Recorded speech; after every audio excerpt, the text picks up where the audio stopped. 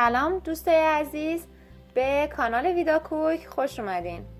توی این ویدیو طرز تهیه کیک سیب با سس کارامل رو آماده کردم. امیدوارم که خوشتون بیاد. مواد لازم: آرد 1.2 پیمانه، شکر 5/8 پیمانه، تخم مرغ 3 عدد، کره 1/2 پیمانه، شیر 3 قاشق غذاخوری، عصاره وانیل 1 قاشق چایخوری، آب لیموی تازه 1.1 قاشق چایخوری، بیکینگ پودر 2 قاشق چایخوری و سیب تازه 2 عدد. ابتدا تخم مرغ ها رو دونه دونه داخل یک ظرف میشکنم و هر کدوم رو به مدت 3 الی 5 دقیقه با همزن میزنم.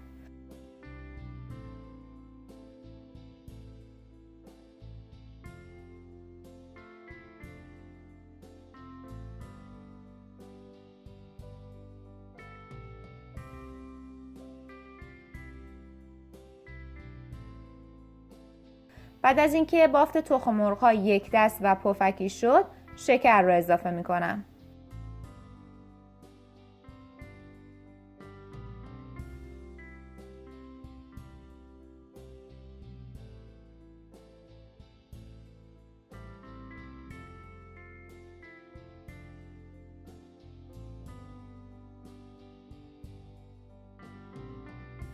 حالا نوبت اضافه کردن عصاره وانیل و کره است. بهتره که حتما همه مواد رو 1 ساعت قبل از یخچال خارج بکنید تا با محیط همدما بشن.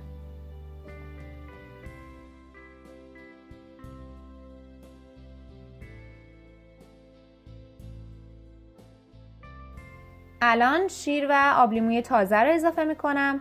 دوباره خوب مواد رو هم میزنم.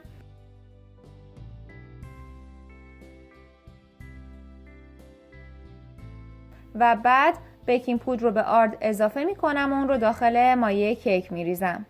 با کمک لیسک همه مواد رو خوب با هم ترکیب می کنم و مایع کیک ما الان آماده است.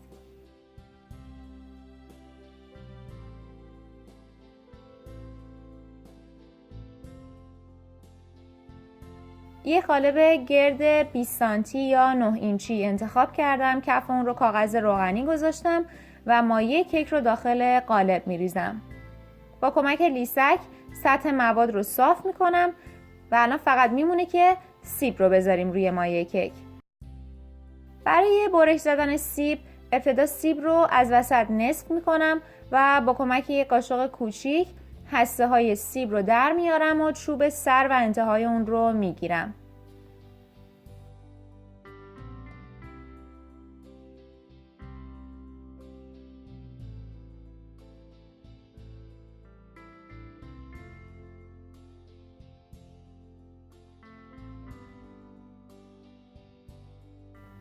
حالا هر تیکه رو به صورت افقی برش های نازک میزنم و سعی میکنم که تیکه ها از هم جدا نشن.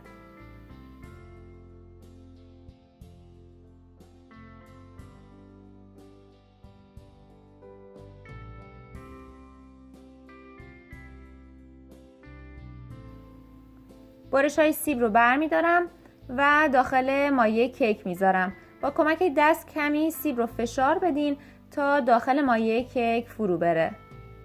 من برای تزیین از یک سیب زرد هم استفاده کردم. اون رو وسط مایع کیک میذارم و الان قالب رو به مدت 50 دقیقه داخل فر با دمای 375 درجه سانتیگراد میذارم تا کیک بپزه. خب کیک کاملا پخته. من رو از فر در آوردم. کمربند قالب رو باز میکنم و اجازه میدم که کیک کاملا خنک بشه. همونطور که ملاحظه میکنید کیک خوشمزه ما آماده سروه. بهترین گزینه برای سرو کیک سیب سس کارامله. من طرز تهیه سس کارامل خانگی رو هم برای شما آماده کردم که لینک اون به این ویدیو پیوست شده. امیدوارم که حتما این کیک خوشمزه رو درست بکنید و توی این عصرهای تابستون از خوردنش لذت ببرید.